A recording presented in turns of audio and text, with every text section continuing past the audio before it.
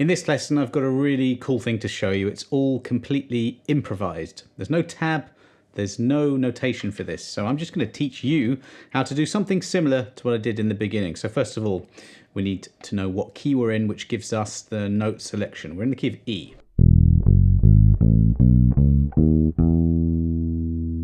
I'm going to piece this lesson together gradually as we go, but these are the sort of building blocks of what we need. That's the E major scale. You need to know the pattern, you need to know the shape, and you need to know the notes. Let's go through the notes. So E, F sharp, G sharp, A, B, C sharp, D sharp, and E. Using open strings, this is how it goes.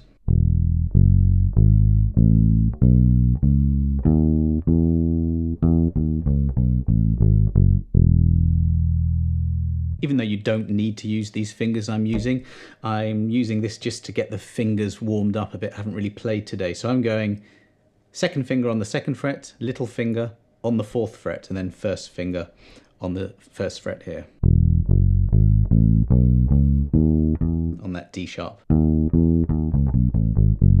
You can use your first finger and little fingers, and then just do a little shift back. You need to know that. Try and learn the sound of it as you go, the sound of a major scale, because when you're improvising bass lines, you want to really hear something in your head and be guided by that rather than patterns, although I like patterns too. So what we need to do now is number the notes 1 to 8.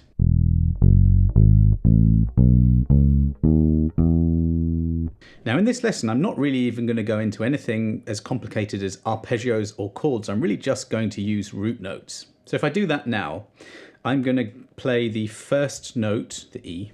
I'm going to go to the sixth note, then the fourth note, A, and then the fifth note, B. Remember, you're just numbering these notes. If you want to find the 5, just play from the first note up 5 notes. So if you number them, I'm going 1, 6, 4, 5. Those notes would be E, open E, C sharp, 4th fret A string, open string A, and 2nd fret B on the A string. And that is really just a chord progression with me just playing the root notes. Don't really need to think about it much more than we're just playing number 1, 6, 4, 5. If I kick in the drum beat and make some kind of a groove up just with those notes, let's see what happens.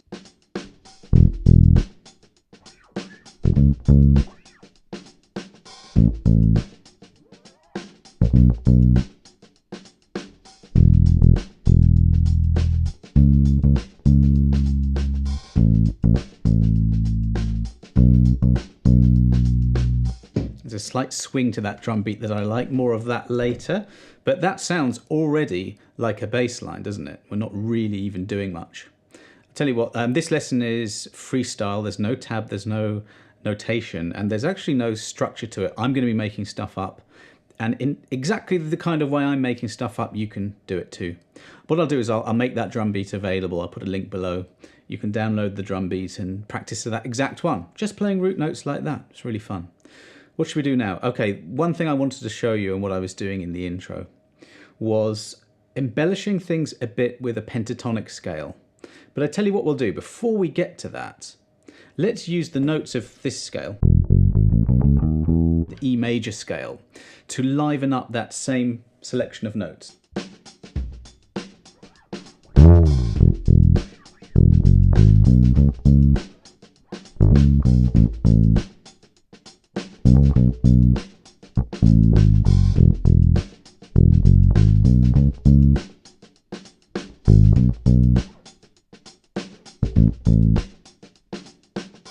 Just using notes of the scale to transition from one root note to the next in a sort of more musical way than just the root note. So E, and I just walked up the scale. E, F sharp, G sharp, A, B. I missed an A actually. So E, F sharp, G sharp, then B, and then I'm landing on that C sharp, To get to the A, I could just pass through the B, so C sharp, B, A. The reason this is easy for me is because I know that scale off by heart. Okay, and I know the sound of it. So if I'm on this note here, the C sharp, and I know I'm going to A, ton of ways you can do that. You know, E, F sharp, G sharp, A. So you can get to it in different ways, and I'm just using the notes of the scale to do that. What I'll do now is move on to show you the next thing, the next component that you can add in to make your bass line sound really sophisticated, really professional. And that's a scale that comes from this major scale, and that's the pentatonic, the E major pentatonic scale. So that is the major scale, and what you do is you just get rid of a couple of notes of the 7-note scale, and then you're left with a 5-note scale, pentatonic. So there it is. So we get rid of the A, the 4th note. We play G sharp, go straight to B. Then we've got C sharp, and then we're getting rid of the 7th note as well, sorry. So in terms of interval numbers, intervals are the notes within a scale. So you've got the root note, major 2nd, major 3rd, perfect 4th, perfect 5th, major 6th, that's the C sharp, major 7th, octave. So we're getting rid of the major 7th and the perfect 4th, and we're left with this. I like to just learn a pattern, and it's just open string, then frets 2 and 4, frets 2 and 4 again. And actually, if we extend the pattern, frets 2 and 4 again. That's really easy for me to learn that. Just an open string, and then frets 2 and 4 all the way. Nearly all the way, because then it's frets 1 and 4. And we're left with this shape, which even just playing it up and down sounds really good. Now, when I use that to transition from one root note to another, and there are lots of different ways you can do the chord progression. I'm sticking to that E, C sharp, A, B thing I did for now. Okay, so let's try that, and I'll use some more pentatonic stuff now.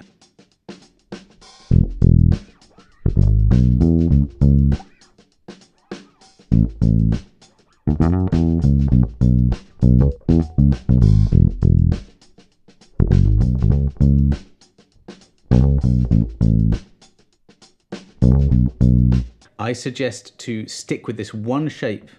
There are, and I'll briefly go into it, but there are lots of other shapes of the E major pentatonic scale. There's so much you can do just literally in the first 4 frets, so let's stay there for this lesson. It keeps things simpler as well. Why I love this though is because we've got the 2nd to 4th fret thing going on for the E, the A and the D strings. You can do this. All that kind of articulations stuff. I'll get to that in a minute, but all I was doing there to get, so from the E to the C sharp. So I'm now just playing the 2nd and 4th frets all the way, just that pentatonic stuff, which is the major scale as well. It doesn't matter how you think about this.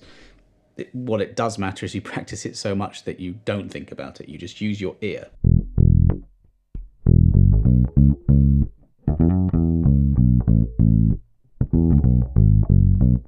Any of the notes in between will sound brilliant. That's just the nature of that major pentatonic scale. Everything sounds good. Let's talk about those techniques, and then we'll change the chord progression up. So I'll just play, and then I will just stop and explain what I do here. You can use any techniques you like, okay? Okay, so you can either do, that's a slide, so I'm going from frets 2 to 4 on the E string. That time I went 3rd finger, push into the 2nd fret, keep your finger pressed in, and just slide in. Then I'm in position. So E, there's that slide from F sharp to G sharp. And that it's kind of like a slide hammer-on type thing. 2nd fret of the A to the 4th fret of the A, that's B to C sharp. You don't have to use articulations, you can just pluck all the way. I feel it brings life and flair to bass playing. I love soul bass players, Jameson, Carol Kay, Duck Dunn, all these old amazing players that used a lot of those techniques. There's a hammer on. So that's frets 2 to 4 of the A and the D strings. So you pluck, and we've got our first finger on the second fret. This is the B, A string. Keep that third finger nice and curled. You can use your little finger as well if you want, or instead. You want the hammer to be as loud as the pluck. Immediately timing that, so I've got index, middle.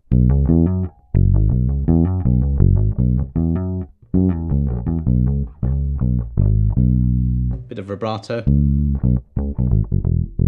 Let's mix things up a little bit. Let's change the chord progression. I don't have a different drum beat there, but we will ignore the drum beat for now. Let's play a bit more up tempo. Maybe let's go a bit rockier. So a bit more eighth notes maybe.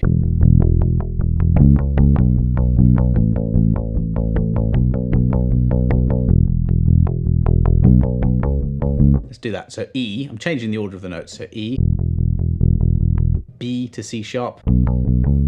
So that's 1, 5, 6. This is how musicians describe chord progressions. So that'll be 1, 5, 6. 4, which is the A. And let's go 6, 5, C sharp to B.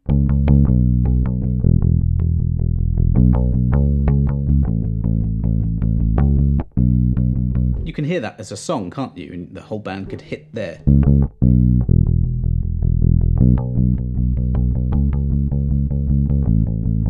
You've probably heard that before. 1, 5. That's the E to the B. 6 is the C sharp. And A is the 4. Now we can flesh this out with arpeggios, but I'm not going to do that this lesson. I'm just going to keep it really, really simple. Let's move to chromatic notes.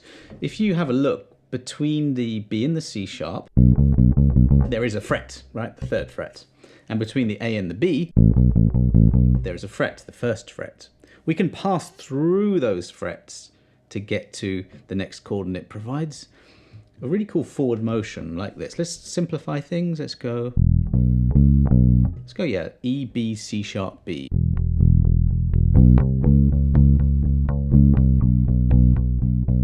And then A. I'm going E, keeping eighth notes going. Then B, C, C sharp. And we're just using that note in between as a chromatic passing note. Back.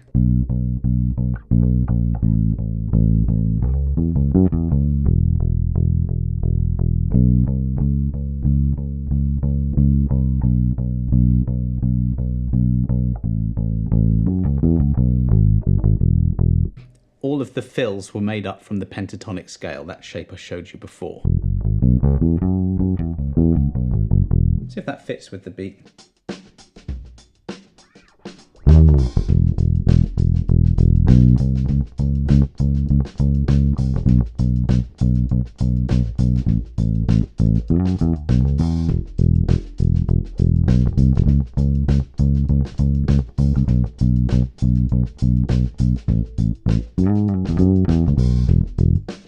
It sure does. So you can use any drum loop, any speed, and really what we're doing here is we're making music, we're connecting our ear to scales and to shapes, and hopefully you hear that this sounds a little bit like proper bass playing. This is something I've just been working with the last couple of days.